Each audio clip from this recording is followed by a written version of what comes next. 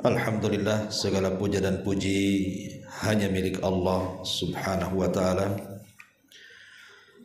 Salat dan juga salam kita hadiahkan kepada Rasul kita Nabi besar Muhammad sallallahu alaihi wa ala alihi wasallam. Alhamdulillah, di pagi menjelang siang ini kita kembali bisa duduk-duduk untuk bertolabul ilmi. Tak lupa demi keberkahan majelis di pagi hari ini kita bersalawat kepada Rasul kita Nabi besar Muhammad sallallahu alaihi wasallam. Allahumma salli ala Muhammad wa ala alihi wa sahbihi wa man sar ala nahjihi ila yaumiddin. Ibu-ibu yang dirahmati Allah subhanahu wa ta'ala, kita lanjutkan kajian kita masih membahas 10 kaidah di dalam membersihkan jiwa. Dan kita masuk pada poin yang ketiga, menjadikan Al-Quran sumber dari tazkiyatun nufus. Ma'asyiral muslimat yang dimuliakan Allah subhanahu wa ta'ala, kita tahu bahwa Al-Quran adalah mukjizat terbesar yang Allah subhanahu wa ta'ala anugerahkan kepada Rasul dan kepada umat Islam. Bahkan Allah subhanahu wa ta'ala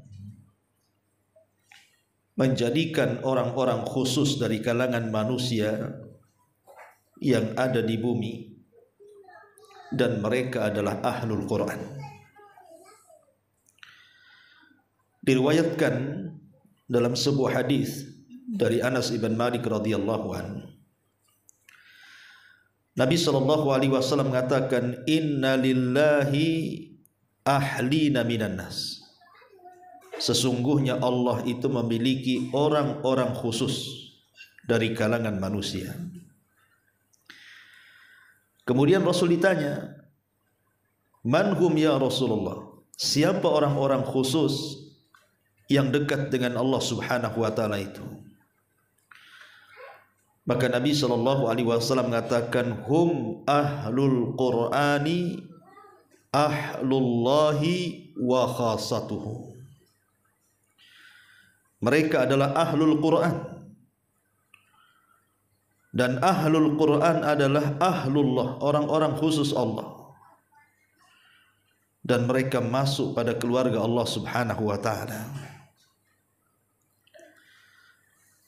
Tentu tidak heran kalau orang yang suka membaca Al-Quran, apalagi gemar membaca Al-Quran, apalagi sampai menghafalkan Al-Quran, mereka adalah keluarga Allah. Mereka adalah orang-orang khusus Allah subhanahu wa ta'ala. Karena orang-orang yang mencintai Al-Quran itu senantiasa diutamakan Allah, baik di dunia ataupun di akhirat. Apabila mereka berada di majelis-majelis, maka ahlul Quran akan menjadikan Quran di hati-hati mereka.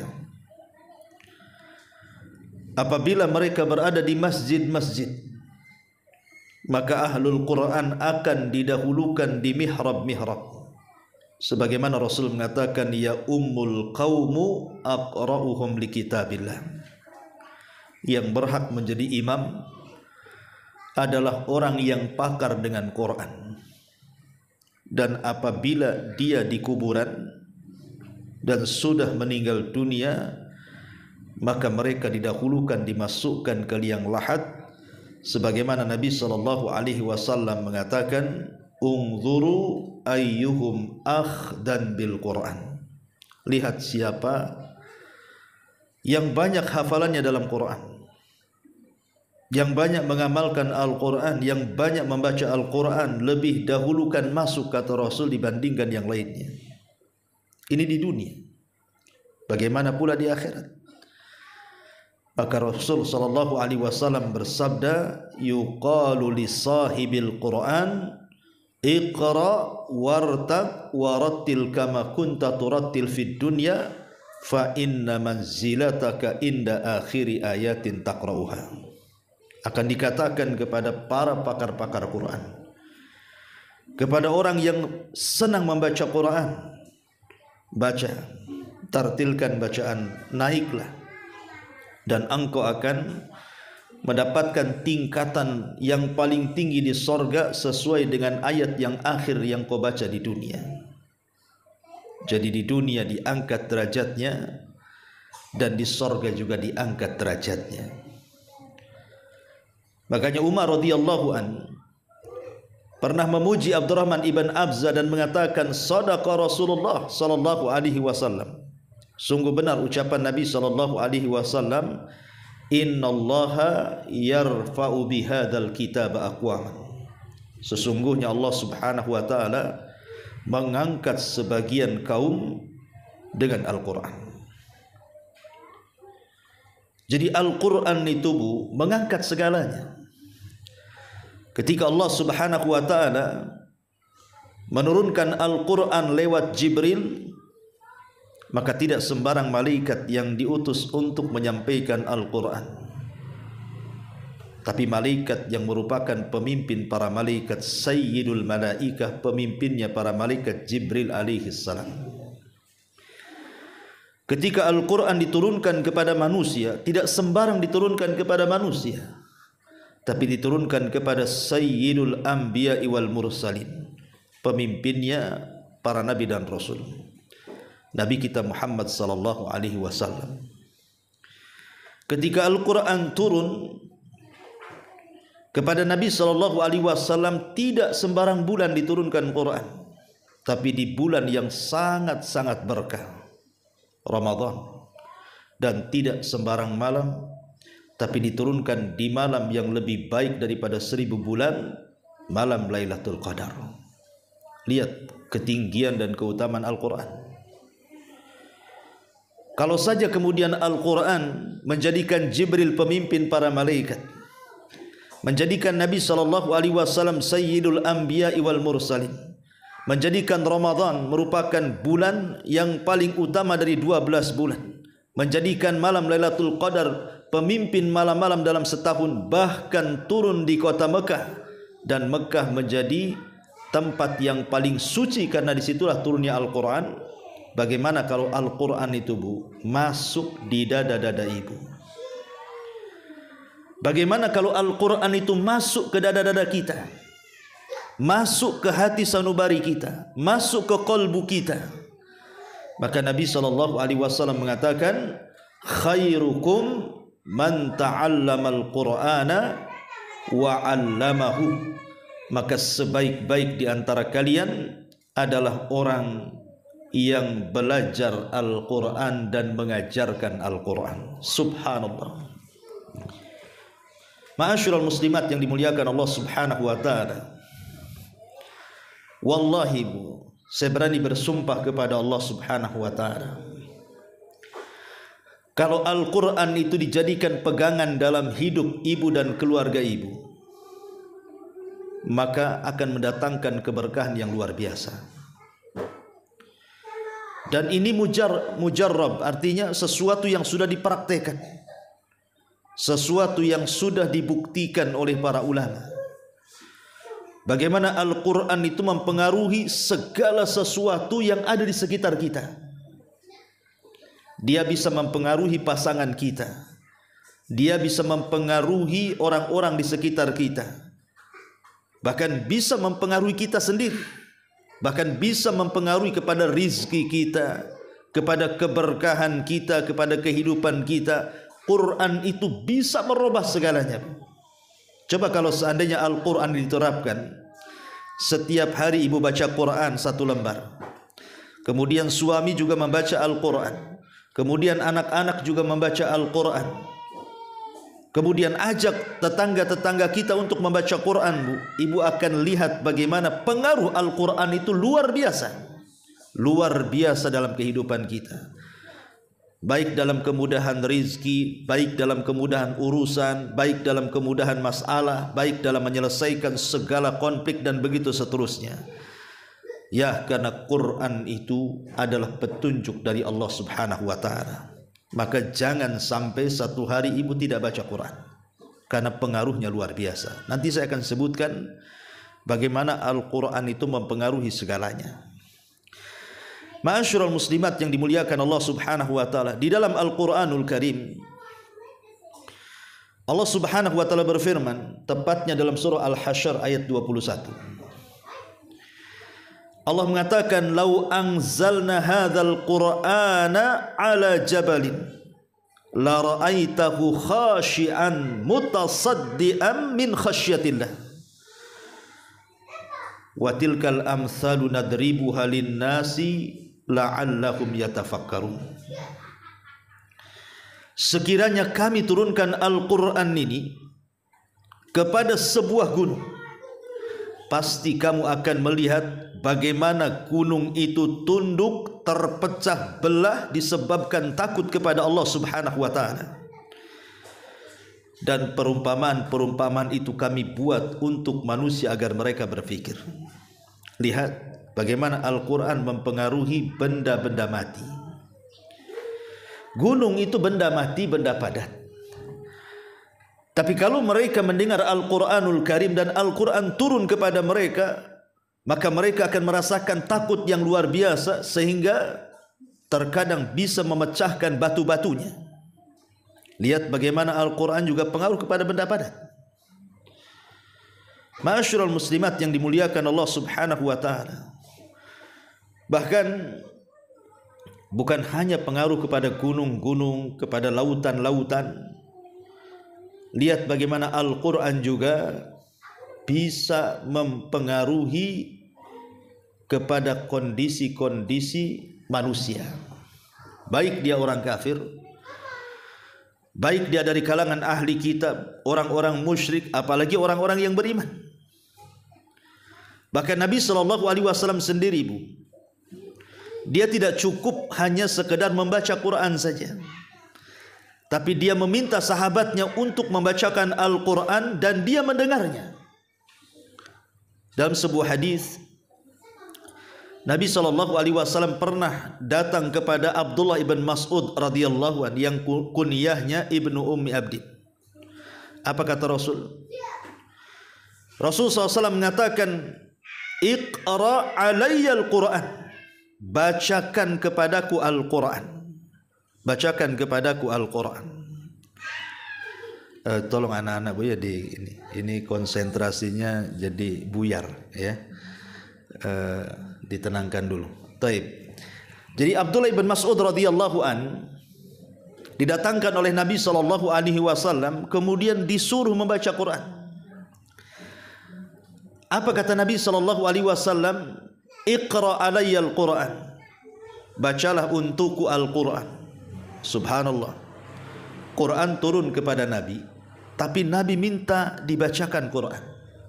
Artinya terkadang pengaruh Al-Quran itu kalau kita baca kurang berpengaruh, tapi kalau kita mendengar terkadang pengaruhnya juga kuat. Betapa banyak kalau kita mendengar Quran, Bu, mungkin suaranya bagus, suara indah, tajwidnya bagus, tahsinnya luar biasa, terkadang kita bisa melelehkan air mata kan, Bu, apabila mendengar orang yang membaca Quran itu indah suaranya.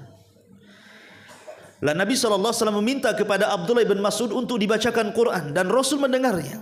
Sampai Abdullah bin Mas'ud heran dan mengatakan, "Ya Rasulullah, aqra'u 'alaika al-Qur'an wal Qur'anu unzila ilaika?" Rasul, haruskah aku membaca Quran untukmu sementara Quran turun kepadamu? Maka Rasul mengatakan, "Sudah, baca saja." Akhirnya Abdullah bin Mas'ud membaca surah An-Nisa. Kemudian dia mengatakan sampai kepada ayat, "Fa kaifa idza ji'na min kulli ummatin bi syahid wa ji'na bika ala haula'i syahida." Kata Rasul, cukup. Karena ayat ini menyinggung Rasul. Fa kaifa idza ji'na min kulli ummatin bi syahid.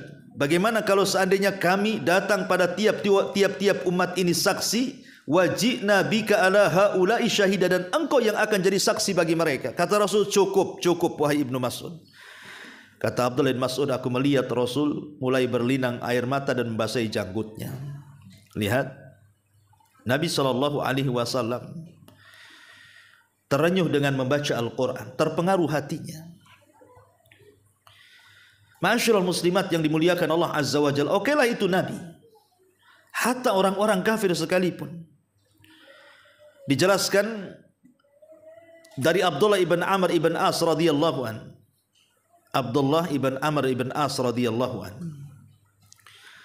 Ketika Nabi SAW membaca surah Ibrahim, Rabbi innahunna adlalna katsira minan nas, faman tabi'ani fa innahu minni. Ya Rabb, sesungguhnya mereka berhala-berhala itu sudah menyesatkan kebanyakan manusia, maka barang siapa yang mengikuti aku maka dia termasuk golonganku. Tiba-tiba kemudian Nabi SAW mengangkat kedua tangannya dan mengatakan, Allahumma ummati ummati. Ya Allah, umatku dan umatku.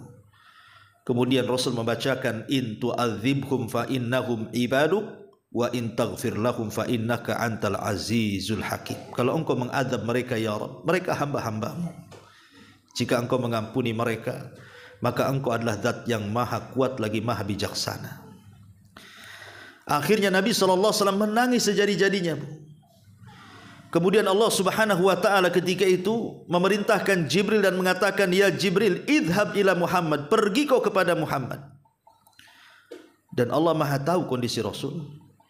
Kata Allah, fasalhu ma yubki, tanya kepada dia apa yang membuat engkau menangis. Maka Jibril alaihi salatu wassalam datang dan mengatakan kepada Nabi SAW, ma sya'nuka tabki ya Muhammad, apa masalahmu, kenapa kau menangis? Maka Rasul SAW mengatakan begini dan begitu. Maka kemudian Jibril mengatakan, aku menyampaikan pesan dari Allah, inna sanurdika fi ummatika, kami akan redha kepadamu wahai Muhammad tentang umatmu, wala nasu'uka, dan tidak akan berbuat jahat kepadamu. Jadi Nabi SAW luar biasa ketika merenungkan ayat. Makanya wajar ayat ini juga berpengaruh kepada siapa? Orang-orang kafir. Dulu di zaman sahabat ada namanya Zubair bin Mut'im. Masih kafir, belum masuk Islam. Zubair bin Mut'im ini. Zubair bin Mut'im ini dendam kepada Nabi SAW dan ingin membunuh Nabi. Dari Mekah dia sudah bawa pedang. Memang tujuannya ingin bunuh Nabi, karena dia dendam kerabatnya banyak mati di perang Badar. Ketika sampai di kota Madinah, ngendap-ngendaplah dia mencari waktu kapan bisa menyerang Nabi. Rupanya ketika itu waktu yang tepat adalah ketika Rasul sedang melaksanakan sholat. Dipikirnya karena orang sholat tidak bawa senjata. Lah ketepatan ketika itu Rasul sedang sholat maghrib. Akhirnya kemudian Zubair bin Mut'im ini sudah hampir menghunus pedangnya dan siap menyerang Rasul, yang ketika itu Rasul sedang mengimami sholat maghrib. Tiba-tiba Zubair memperhatikan dengan seksama apa yang dibaca Nabi SAW dalam sholat maghrib itu. Rupanya Zubair bin Mut'im mendengar Rasul membaca surah Toha sampai kepada firman-Nya, innani anallah la ilaha illa ana fa'budni wa aqimis salata lidzikri. Kemudian juga fa'aslama, dijelaskan tiba-tiba ketika mendengar ayat ini dan ayat Toha yang lainnya, am khuliqu min ghairi syai'in am humul khaliqun am khalaqas samawati wal arda la yuqinun, bicara tentang kebatilan berhala-berhalanya. Tiba-tiba Zubair bin Mut'im pun masuk Islam. Gak jadi bunuh Nabi, padahal pedang sudah di tangannya dihunuskan, Bu. Tiba-tiba dia ketika mendengar surah Toha dibacakan itu, langsung dia terpengaruh dan masuk Islam. Lihat bagaimana Al-Quran mempengaruhi hati Zubair bin Mut'im, padahal ketika dia musyrik, Bu. Masih musyrik, penyembah berhala. Hal yang sama juga terjadi kepada Umar bin Khattab, kan, Bu? Ibu tahu sejarah masuk Islamnya Umar, kan? Bagaimana ketika dia hendak membunuh Nabi SAW di perjalanan, tiba-tiba dicegat kawannya dan mengatakan, hendak pergi kau kemana wahai Faruk, wahai Umar? Kata Umar, hendak membunuh Muhammad katanya. Kata temannya, maukah kuhabarkan sesuatu yang lebih hebat dibandingkan kau datang kepada Muhammad dan membunuhnya? Apa kata Umar? Adikmu Fatimah masuk Islam katanya. Akhirnya kemudian Umar pun mencari Fatimah. Rupanya di Fatimah ada di rumahnya, sedang belajar Al-Quran kepada Khabbab ibn Arat bersama suaminya Sa'id ibn Zaid itu. Umar sempat mendengar, tapi Umar karena sudah kemakan emosi didobrak rumahnya, kemudian langsung dihantam itu, dipukulnya Fatimah sampai tersungkur. Umar merasa malu dan aib memukul seorang wanita, menyesal dia. Akhirnya kemudian dia melihat ada lembaran di tangannya, catatan-catatan Quran. Kata Umar, apa ini? Kata Fatimah, ini Al-Quran, dan kau tidak boleh memegangnya sebelum kau mandi katanya. Akhirnya Umar mandi, padahal masih musyrik itu. Setelah mandi kemudian diberikanlah lembaran itu. Kemudian Umar sempat membacanya. Dalam tulisan itu ada surah Thaha. Subhanallah. Tiba-tiba Umar pun kemudian melembut dan dia ingin masuk Islam. Ketika itu di balik tembok Khabbab bin Arat yang sembunyi keluar dan mengatakan, ya Umar, aku pernah mendengar Nabi SAW bersabda, Allahumma izzal islama bi umaraini. Ya Allah, muliakan Islam dengan dua Umar, salah satunya engkau. Maka Umar sejak itulah dia berazam masuk Islam dan akhirnya masuk Islam. Dan dia orang yang ke-40 masuk Islam di rumah Arqam bidaril Arqam. Lihat bagaimana Umar berubah total ketika mendengar Quran, padahal dia masih kafir. Ya. Masyarul muslimat yang dimuliakan Allah Subhanahu wa taala, bahkan yang paling memusuhi Nabi, yang menghabiskan hartanya untuk memusuhi Nabi, Al-Walid ibn Mughirah. Al-Walid ibn Mughirah yang turun surah Al-Mudaththir kepadanya. Satu hari dia mendengar Abu Bakar membaca Quran dan dia takjub. Akhirnya Al-Walid mengatakan, kau belajar dari mana kata-kata itu? Kata Abu Bakar, dari Nabi. Kalau engkau mau, aku hadapkan kau kepada Nabi. Akhirnya Al-Walid ibn Mughirah pun datang kepada Rasul. Kemudian Rasul membaca Quran. Setelah itu kemudian dia pulang. Ketika pulang, orang-orang Quraisy kafir ini heran. Bagaimana mungkin Al-Walid sebelum pulang kok wajahnya berbeda ketika dia pulang? Ada apa? Jangan-jangan sudah terpengaruh dengan Muhammad. Apa kata Al-Walid ibn Mughirah? Wahai Quraisy, aku loh orang yang paling paham tentang syair. Aku yang paling paham tentang syair-syair Arab. Bahkan syair-syair jin pun aku tahu katanya. Tapi Quran itu beda. Dia mengatakan, innahu la halawa wa inna alaihi la talawa wa innahu la muthmir a'lahu maghdhiqatu asfalahu wa innahu la ya'lu wa ma yu'la wa innahu la yakhtimu ma tahtahu. Apa kata Al-Walid ini? Demi Allah, Quran itu sangat manis, memiliki tilawah kenikmatan-kenikmatan dalam telinga. Bagian atasnya berbuah, sedangkan bagian bawahnya begitu subur. Perkataannya begitu tinggi dan tidak ada yang mengunggulinya, serta menghantam apapun yang ada di bawahnya. Hampir-hampir Al-Walid masuk Islam. Kalau bukan karena takut hilang jabatan, dia sudah masuk Islam, Bu. Tapi karena takut hilang jabatan, akhirnya tetap kufur. Tapi kan sempat terpengaruh tuh. Sampai Abu Jahal itu ketakutan kalau Al-Walid masuk Islam, karena dia orang paling kaya di Mekah ketika itu. Bagaimana kalau dia masuk Islam? Satu kota Mekah bisa masuk Islam dengan kekayaannya tuh. Tapi lihat pengaruhnya Quran kepada musuh-musuh Nabi SAW. Bahkan bukan hanya kepada manusia, kepada bangsa jin Quran itu berpengaruh. Jadi ketika Nabi SAW pulang dari Taif, gagal berdakwah di Taif karena orang Taif lebih ganas dibandingkan orang Quraisy, melempari Rasul sampai Rasul lari 1 mil dengan Usama atau dengan Zaid ibn Harithah pembantunya. Akhirnya kemudian Rasul beristirahat di kebun kurma putra-putra Mughirah. Disitulah Nabi SAW salat fajar, salat subuh. kemudian membaca Al-Quran, Allah takdirkan ada 7 atau 8 jin itu nyasar ke kebun itu dan mendengar Nabi SAW membaca Al-Quran. Tiba-tiba setelah Rasul selesai sholat, kalangan jin ini mengatakan, aman Nabi, kami beriman dengan itu. Dari sini turun surah Jin ayat 1 sampai 2. Qul uhiya ilayya annahu istama'a nafarun minal jinni faqalu inna sami'na qur'anan ajaba yahdi ila rusdi fa'amanna bihi wa lan nusyrika bi rabbina ahada. Katakan ya Muhammad, telah diwahyukan bahwa ada sekelompok jin, mereka mengatakan kami mendengar Al-Quran yang ajaib yang mengantarkan kepada petunjuk, kami pun beriman dengannya dan kami berjanji tidak akan menyekutukan Allah dengan siapapun. Dan Allah gambarkan lebih lengkapnya dalam surah Al-Ahqaf ayat 29 sampai 32. Wa id sarafna ilaika nafaran minal jinni yastami'una al-Qur'an falamma hadaruhu qalu ansitu falamma qudiya wallaw ila qaumihim munzirin. Ketika kami palingkan kepadamu sekelompok jin, kata Allah, mendengarkan bacaan Quran. Ketika mereka hadir mendengarkan, mereka mengatakan diam, diam. Dengarkan orang itu membaca. Kemudian mereka beriman.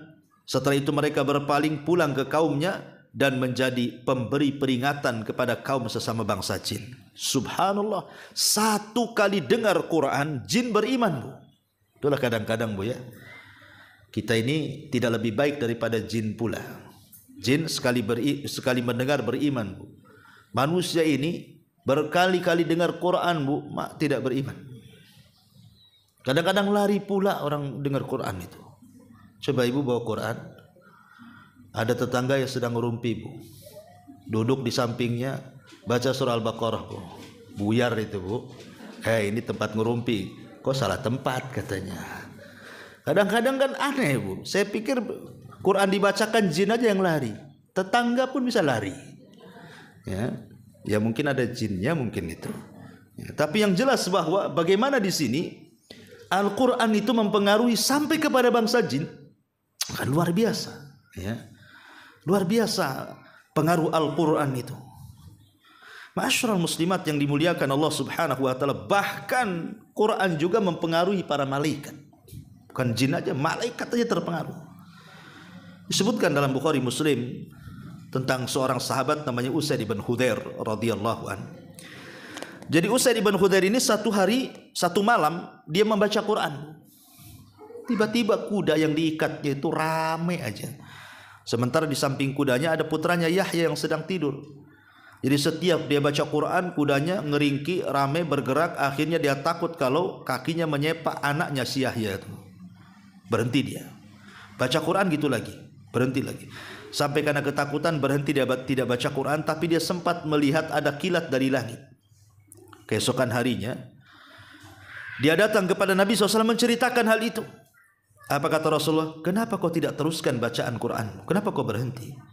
Kalau engkau meneruskan bacaanmu, maksudnya bacaan Qurannya Usaid bin Hudzair ini, apa kata Nabi SAW? Maka akan turun sakinah, ketenangan dari langit yang dibawa para malaikat. Ya. Jadi malaikat terpengaruh kepada orang yang membaca Quran dan akan menurunkan sakinah, ketenangannya kepada siapapun yang membacanya. Ma'asyiral muslimat yang dimuliakan Allah Azza wa Jalla, bahkan sampai kepada ahli kitab sekalipun. Ahli kitab itu kan sudah punya kitab. Mereka Yahudi punya Taurat, Nasrani punya Injil. Tetapi ketika sebagian mereka membaca Quran, mereka terpengaruh. Ingat kisah Raja Najasyi? Najasyi itu kan tokoh Nasrani dan juga raja dari raja-raja Ethiopia.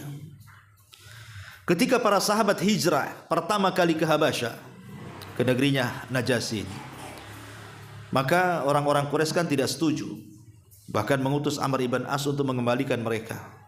Tapi terjadilah perdebatan antara para sahabat orang musyrik dan juga di hadapan Raja Najasyi.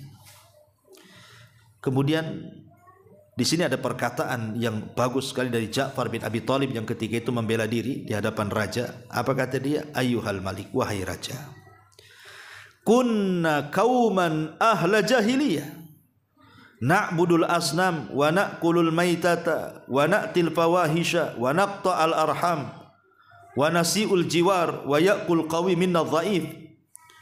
Dulu kami ini umat yang jahil wahai raja. Kami dulu menyembah patung, memakan bangkai, berzina, memutus silaturahim, buruk dengan tetangga, yang kuat menindas yang lemah. Tiba-tiba Allah utus kepada kami seorang nabi. Kami kenal nasabnya, kami kenal kejujurannya, kami kenal amanahnya, kami kenal bagaimana dia menjaga kehormatannya. Dia pun mengajak kepada kami untuk mentauhidkan Allah. Dia pun mengajak kami untuk berkata dengan kata-kata yang jujur, disuruhnya kita amanah, disuruhnya kita silaturahim, disuruhnya kita berbuat baik kepada tetangga, disuruhnya kita untuk tidak melakukan yang haram, melakukan zina, mengucapkan kalimat kotor, memakan harta anak yatim, menuduh manusia baik, wanita baik-baik, berzina, memerintahkan kami beribadah, salat, zakat, puasa, terus disebutkan sampai akhirnya Amr ibn As ini mempengaruhi Najasyi dan mengatakan, ya memang seperti itu, tapi kata Amr ibn As kepada Najasyi itu, dia mengatakan tentang ibunda kalian dan Isa bin Maryam begini dan begitu. Akhirnya kemudian Ja'far ibn Abi Thalib membacakan surah Maryam, Bu. Bagaimana sikap kaum muslimin terhadap Maryam dan Isa. Dalam surah Maryam kan diceritakan. Ketika Najasyi mendengar bagaimana Al-Quran membaca, ketika Ja'far bin Abi Thalib membacakan surah Maryam itu, sampai meleleh air matanya, terpengaruh dengan bacaan Quran. Itu Najasyi yang sudah punya agama, yang sudah yakin dengan Injil, tapi ketika mendengar Quran dia bisa melelehkan air mata, dan akhirnya Najasyi pun masuk Islam. Walaupun cuma satu orang kan yang masuk Islam dari kalangan Ethiopia, ya, rajanya sendiri, tapi bagaimana Quran itu membawa pengaruh luar biasa ke dalam hati, pengaruh yang luar biasa ke dalam hati kita dan bisa merubah kita. Ma'asyiral muslimat yang dimuliakan Allah Azza wa Jalla, baik di sini mu'alif hafizahullah taala dalam bab ketiga ini menjadikan Al-Quran sebagai sumber tazkiyatun nufus. Beliau mencantumkan firman Allah Azza wa Jalla di sini, laqad mannallahu 'alal mu'minin id ba'atsa fihim rasulan min anfusihim yatlu 'alaihim ayatihi wa yuzakkihim wa yu'allimuhumul kitaba wal hikmah.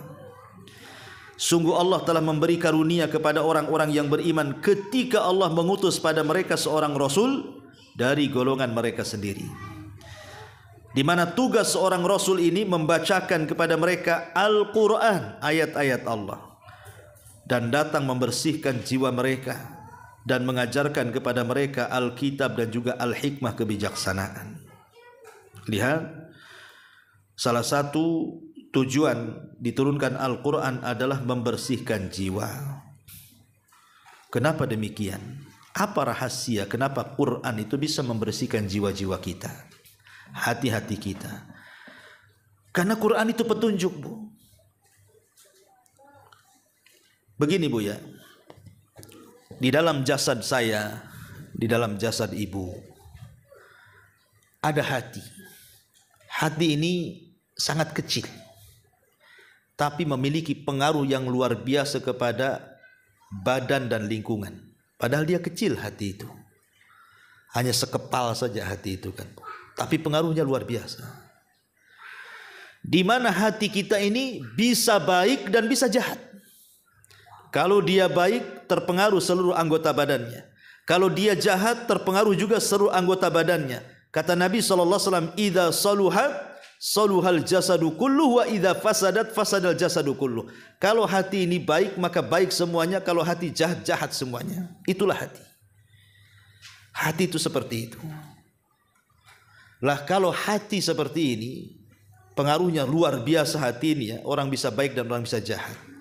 Kalau hati yang bisa menentukan arah kemana badan ini harus bergerak, kepada kebaikankah ataukah kepada kejahatankah, kemudian dipenuhi dengan hidayah, dipenuhi dengan Al-Quran yang merupakan hidayah, yang di dalamnya ada wejangan-wejangan, ada perintah-perintah, ada larangan-larangan, ada kebaikan-kebaikan, saya kira hati itu pasti akan dipenuhi dengan kebaikan.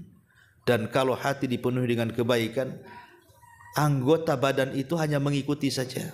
Apa kata hati? Kata hati, mata, Quran melarang kau memandang yang haram, pandang yang halal. Maka mata akan memandang yang halal. Telinga, Quran melarang kau mendengar ghibah, kau mendengar hal-hal yang dosa. Dengarkan ke yang bagus, dengarkan Quran, dengarkan dzikir, dengarkan nasihat. Maka telinga akan menurut.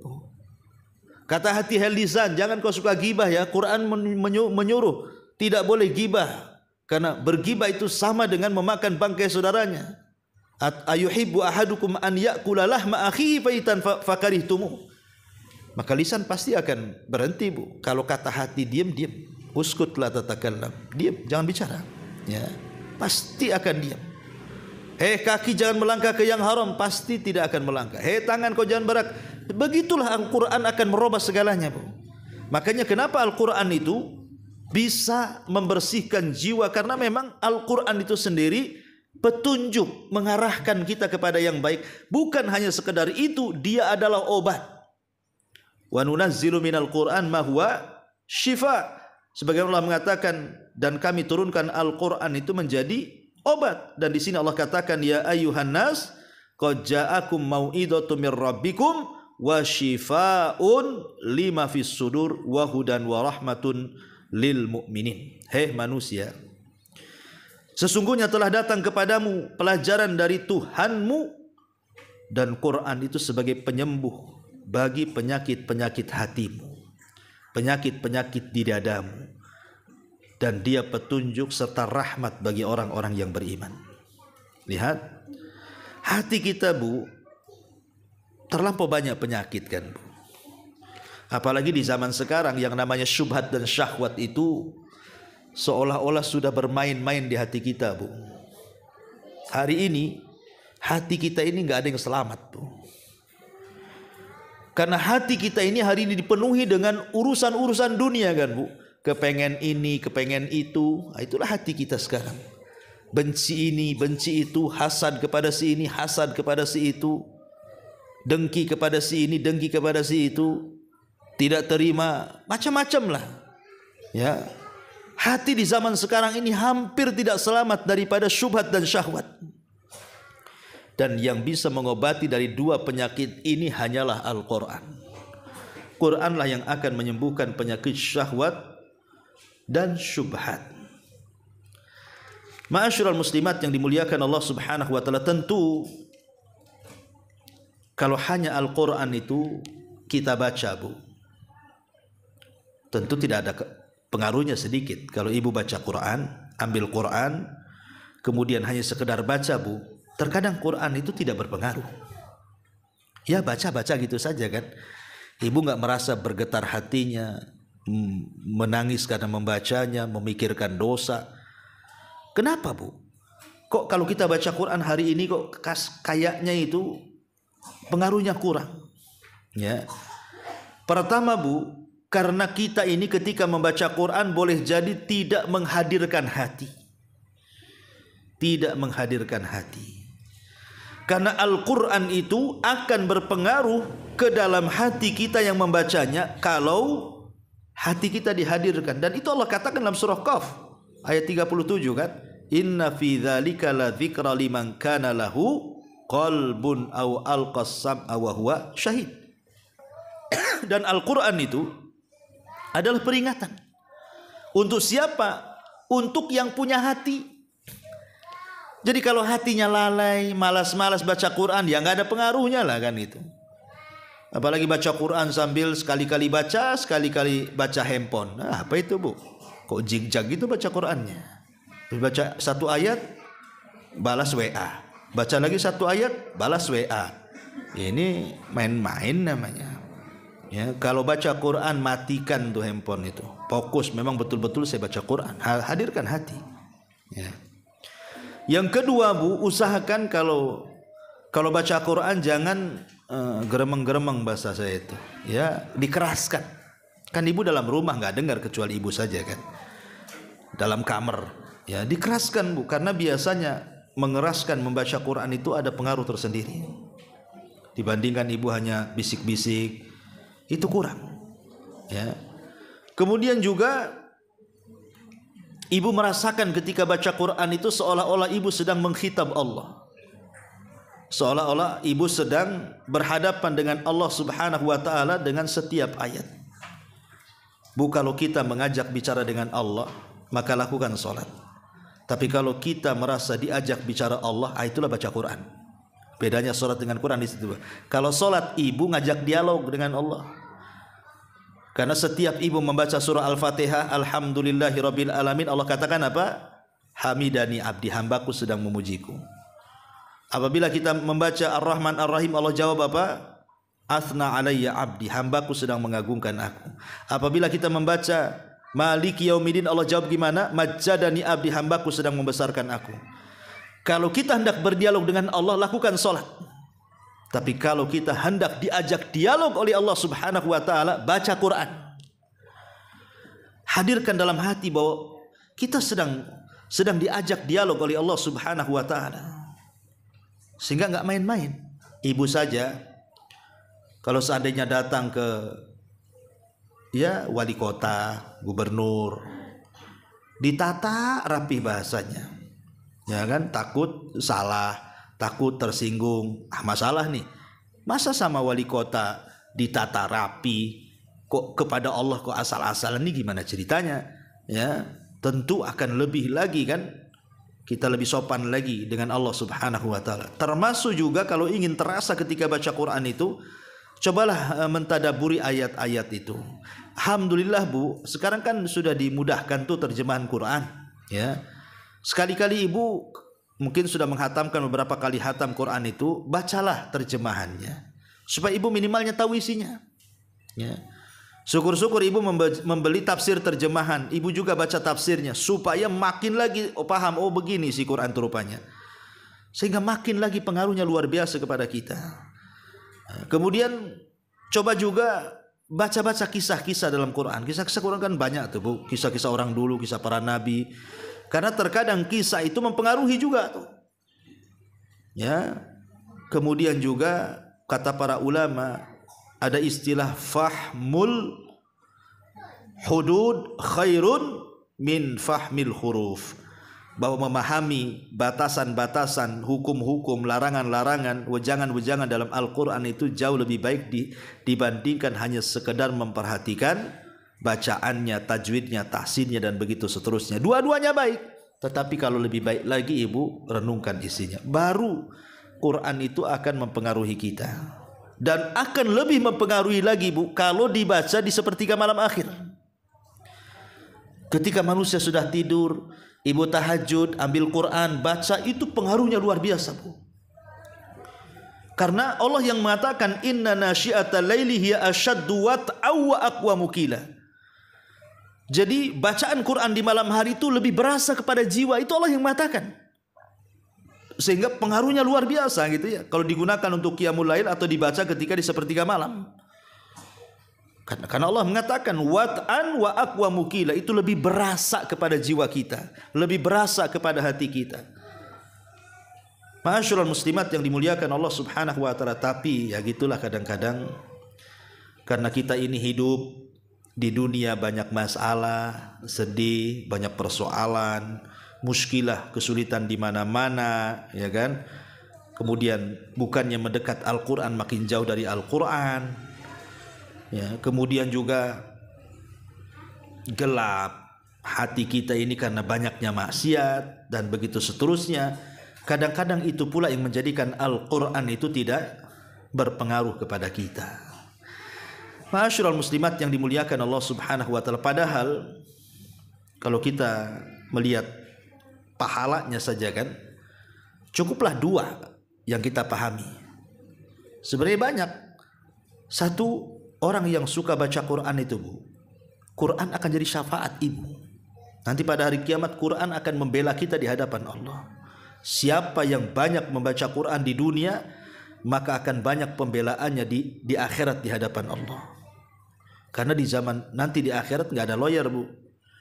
Nggak ada pengacara, ya. Di akhirat itu yang bisa menolong amalan kita, dan salah satunya adalah Quran yang paling berpengaruh menjadi penolong kita pada hari kiamat. Yang kedua, setiap satu huruf itu 10 kebaikan. Kalau ibu baca Qul huwallahu ahad Allahus samad itu berapa huruf tuh? Kalilah 10. Kalau diulang-ulang sampai 100 kali qulhunya, oh makin banyak pahalanya kan begitu. Makanya orang yang menghafal Quran itu paling banyak pahalanya, Bu. Ibu ini sudah tua. Sudah tua kan, Bu? Ya. Adalah yang tua, yang muda sedikitnya. Jadi umpamanya seandainya ibu ini ingin menghafal, oh sekarang wadua sudah hafal lam yakunil kan, itu agak panjang kan, Bu? Ya. Ibu ingin menghafal lam yakunil ladina kafaru itu. Lam yakunil ladina kafaru, lam yakunil ladina kafaru. Ulang-ulang sampai 1000 kali nggak hafal-hafal. Ya, nggak apa-apa, Bu, nggak hafal-hafal nggak ada masalah. Ya, walaupun sebenarnya ada masalah, kenapa tak hafal-hafal kan itu? Maksud saya nggak ada masalah itu jangan berhenti gara-gara tidak hafal. Kok nggak hafal-hafal saya kan? Rupanya yang menghalangi hafalan karena banyak utang kan itu. Maksud saya kalau ibu terus baca walaupun tak hafal, Bu, sekali baca itu kan dalam satu ayat itu kan banyak huruf, Bu. Kalau ibu ulang-ulang satu ayat 1000 kali, kalikan satu huruf 10 pahala. Makanya nggak apa-apa nggak hafal-hafal pun, tapi kalau diulang-ulang tuh nggak terasa pahala kita banyak kan? Karena target kita baca Quran kan cari pahala, bukan target hanya sekedar menghafal saja. Lebih daripada itu cari pahala. Jadi itu harus paham, pahala Quran itu luar biasa. Dan baca Quran kan nggak bayar, nggak harus sedekah kan pakai harta, haji harus ke Mekah, puasa harus lapar-lapar. Quran bisa habis makan, minum, baca Quran. Ya, jadi itu amalan yang mudah tapi pahalanya luar biasa, luar biasa. Ya. Masyaallah muslimat yang dimuliakan Allah Subhanahu wa taala.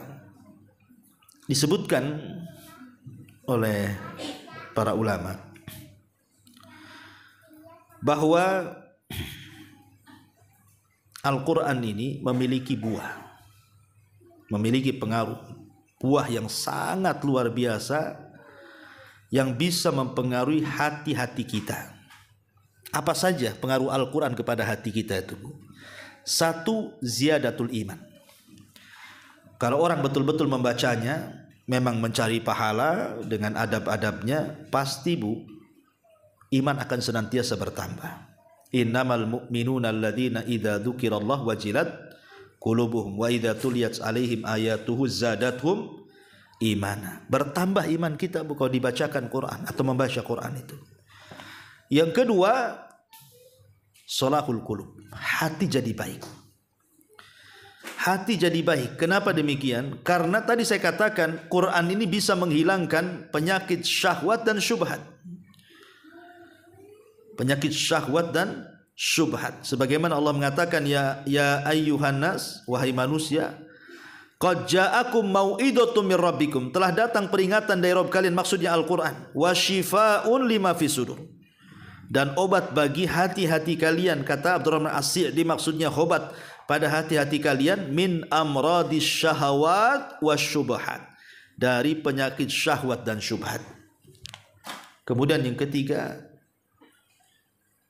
orang yang suka membaca Quran, cinta, senang, gemar, itu akan mudah melakukan ketaatan. Al-iqbal ala ta'atillah. Dia akan mudah untuk menangis, mudah untuk takut, mudah untuk, pokoknya akan mempermudah ibadah dia kepada Allah Azza wa Jalla kalau orang tidak lepas daripada Quran. Ya. Kemudian yang keempat, ziyadatu khasyatillahi Azza wa Jalla, akan bertambah-tambah takutnya dia kepada Allah. Kalau gunung saja bisa meledak gara-gara takut kepada Allah Azza wa Jalla, harusnya hati manusia lebih takut lagi dibandingkan gunung. Itulah pengaruh Quran.